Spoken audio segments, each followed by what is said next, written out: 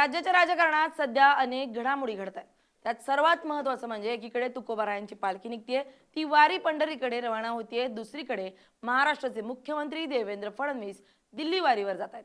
महाराष्ट्राचे मुख्यमंत्री देवेंद्र फडणवीस यांचा आजचा दिल्ली दौरा राज्याच्या आणि देशाच्या राजकीय वर्तुळात प्रचंड खळबळ उडून देणारा ठरलाय. रामकृष्ण हरी चला दिल्ली दरबारी अशी स्थिती सध्या राज्याच्या राजकारणात पाहायला मिळते. या दौऱ्याकडे आगामी मंत्रिमंडळ विस्ताराच्या आणि मोठ्या राजकीय फेरबदलांच्या पार्श्वभूमीवर अत्यंत महत्त्वाचं पाऊल म्हणून पाहिलं जात आहे. फडणवीसांच्या या दिल्ली दौऱ्यामागची गणितं काय आहेत समजून घेऊयात या व्हिडिओतून. नमस्कार, मी स्नेहल चौधरी. आपण पाहत आहात LS मराठी. राज्याच्या राजकारणाला नवीन दिशा देणारा आणि सत्तेच्या समीकरणांना अधिक बळकटी देणारा मुख्यमंत्री देवेंद्र फडणवीस यांचा दिल्ली दौरा आज अत्यंत वेगाने पार पडतोय. आज मुख्यमंत्री विशेष विमानानं दिल्लीकडे रवाना झाले असून त्यांच्या या दौऱ्यामुळे मुंबईपासून दिल्लीपर्यंतच्या राजकीय हालचालींना अभूतपूर्व वेग आलाय. वरकरणी हा दौरा नियमित प्रशासकीय स्वरूपाचा किंवा पूर्वनियोजित कार्यक्रमाचा भाग असल्याचं सांगितलं जात असलं तरी त्यामागील मूळ राजकीय कारण रखडलेला मंत्रिमंडळ विस्तार आणि आगामी काळातील सत्तेचे फेरवाटप हेच असल्याचं राजकीय विश्लेषकांचं स्पष्ट मत आहे. नवीन राजकीय गणित आकारास आल्यानंतर सातत्यानं मंत्रिमंडळ विस्ताराची चर्चा सुरू आहे. अनेक इच्छुकांनी मंत्रिपदासाठी मोर्चे बांधणी केली असून त्यांना सामावून घेण्यासाठी मुख्यमंत्र्यांचा हा दिल्ली दौरा निर्णायक ठरणार आहे. दिल्लीमध्ये पोहोचल्यानंतर मुख्यमंत्री देवेंद्र फडणवीस हे भाजपच्या केंद्रीय नेतृत्वासोबत विशेषतः केंद्रीय गृहमंत्री अमित शहा आणि भाजपचे इतर बडे नेते यांच्यासोबत अतिशय महत्त्वाची बैठक घेणार आहेत. या बैठकीमध्ये महाराष्ट्रातील चालू घडामोडींवर विस्तृत चर्चा होणार आहे. राज्यामध्ये सध्या सुरू असलेले राजकीय आरोप प्रत्यारोप, विरोधी पक्षांची रणनीती आणि महायुतीमधील घटकपक्षांमध्ये असणारा समन्वय या सर्व बाबींचा आढावा या बैठकीत घेतला जाईल. विशेष म्हणजे शिवसेना ठाकरे गटामध्ये लागलेली मोठी गळती आणि त्यांच्या खासदारांनी तसेच आमदारांनी घेतलेली वेगळी भूमिका या पार्श्वभूमीवर मुख्यमंत्री फडणवीस यांचा हा दौरा अतिशय मोक्याच्या क्षणी होतोय.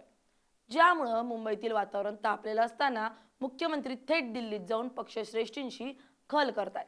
यावरून या दौऱ्याचं गांभीर्य लक्षात येतं. मंत्रिमंडळ विस्ताराचा मुख्य विषय अजेंड्यावर असताना भाजपमधील कोणत्या चेहऱ्यांना संधी द्यायची आणि सहयोगी पक्षांच्या वाटेला कोणती महत्त्वाची खाती द्यायची यावर दिल्लीत अंतिम शिक्कामोर्तब होण्याची दाट शक्यता आहे. महाराष्ट्रातील प्रादेशिक समतोल साधणे, प्रत्येक विभागाला योग्य प्रतिनिधित्व देणे आणि आगामी निवडणुका डोळ्यांसमोर ठेवून जातीय तसेच सामाजिक समीकरण जुळवणे हे मुख्यमंत्र्यांसमोर मोठं आव्हान आहे. या संदर्भात मुख्यमंत्री फडणवीस यांनी राज्यातील संभाव्य उमेदवारांची आणि मंत्रिपदाच्या शर्यतीत असलेल्या आमदारांची एक सविस्तर यादी तयार केली असून ती यादी केंद्रीय नेतृत्वाकडे सुपूर्द केली जाईल. पक्षाचे केंद्रीय नेतृत्व या यादीवर अंतिम निर्णय घेतील आणि त्यानंतरच महाराष्ट्रात नवीन मंत्र्यांचा शपथविधी सोहळा पार पडेल. या संपूर्ण प्रक्रियेमुळे राज्यातील अनेक ज्येष्ठ आमदार जे गेल्या अनेक महिन्यांपासून देव पाण्यात घालून बसलेत त्यांच्या आशा आता पल्लवित झाल्यात. विशेषतः शिवसेना शिंदे गटातील खासदारांना केंद्रीय मंत्रिमंडळात सामावून घेण्याबाबत आणि त्यांना महत्त्वाची खाती देण्याबाबत मुख्यमंत्री फडणवीस हे भाजप श्रेष्ठींची चर्चा करणार आहेत. महायुतीमधील सर्व घटकांना समान न्याय मिळणं आणि केंद्रातही महाराष्ट्राचा दबदबा निर्माण करणं या उद्देशानं या बैठकीत व्यूहरचना आखली जाईल. शिंदे गटाचे नेतृत्व आणि त्यांच्या खासदारांच्या मागण्या लक्षात घेऊन भाजपचे केंद्रीय नेतृत्व काय निर्णय घेते यावर महायुतीचं भविष्य आणि अंतर्गत सलोखा अवलंबून असणार आहे. त्यामुळे हा दौरा केवळ भाजपसाठीच नव्हे तर संपूर्ण महायुतीसाठीच एक चाचणी ठरणार आहे. राजकीय मुद्द्यांशिवाय या दौऱ्यात महाराष्ट्राच्या विकासाशी संबंधित अनेक प्रशासकीय बैठकांचंही आयोजन करण्यात आलंय. मुख्यमंत्री फडणवीस हे दिल्लीत संध्याकाळच्या सत्रात नर्मदा जलद प्रकल्पासंदर्भात एका अत्यंत महत्त्वाच्या बैठकीला उपस्थित राहणार आहेत. महाराष्ट्रातील जलसंपदा, सिंचन प्रकल्प आणि रखडलेले पायाभूत सुविधांचे प्रकल्प मार्गी लावण्यासाठी हा दौरा महत्त्वाचा आहे. राज्यातील शेतकऱ्यांचे प्रश्न, दुष्काळी भागाला पाणी पुरवणं आणि विविध केंद्र पुरस्कृत योजनांचा निधी वेळेत मिळवणं या संदर्भात मुख्यमंत्री केंद्रीय मंत्र्यांची भेट घेऊन चर्चा करतील. यापूर्वीही मुख्यमंत्र्यांनी दिल्ली वाऱ्या करून महाराष्ट्रासाठी मोठ्या प्रमाणावर आर्थिक मदत आणि प्रकल्पांना मंजुरी मिळवून दिली आहे.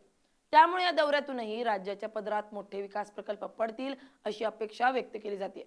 महाराष्ट्राच्या राजकीय पटलावर गेल्या काही दिवसात झालेल्या वेगवान घडामोडींमुळे विरोधकांच्या गोटातही अस्वस्थता पसरली आहे. अशा परिस्थितीत मुख्यमंत्री देवेंद्र फडणवीस यांनी थेट दिल्ली गाठणं म्हणजे विरोधकांना आणखीन एक मोठा धक्का देण्याची तयारी मानली जाते.